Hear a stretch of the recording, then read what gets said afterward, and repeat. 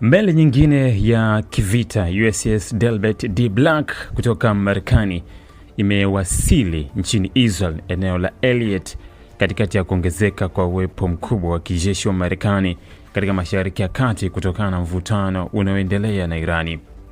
Ziara hii ni sehemu ya kuimarisha ushirikiano wa kijeshi na Israel na kuonyesha maandalizi ya Marekani dhidi ya vitisho vinavyoongezeka. Meli hii ina uwezo wa kurusha makombora ya kisasa, mifumo ya kinga ya anga na vifaa vya kisasa vya ulinzi baharini na angani, na ni mojawapo ya meli 6 za kivita zilizoko katika eneo hilo. Pamoja na USS Delbert D. Black, Marekani imepeleka kikosi kikubwa cha meli chenye manowari kuu na ndege ya pamoja na USS Abraham Lincoln, meli ya kivita hii ambayo inaweza kubeba maelfu ya wanajeshi, na ndege za kivita kama F-35C na F-A-18. Kikosi hiki pia kinajumuisha meli nyingine za kivita na meli ndogo za misaada zikiwa na uwezo wa kurusha makombora, kufanya mashambulizi ya baharini na ardhini na kutoa ulinzi wa anga.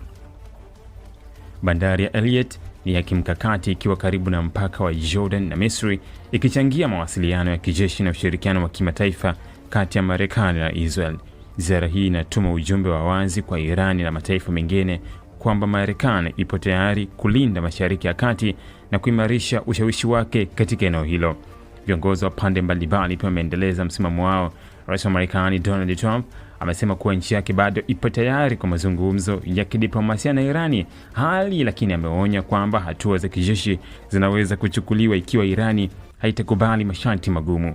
Marekani pia inaongeza uwepo wa teknolojia za ulinzi, ikiwa ni pamoja na vizingiti vya anti-missile na mafunzo ya jeshi la anga ili kulinda nchi za Ghuba ya Uarabuni pamoja na Israel.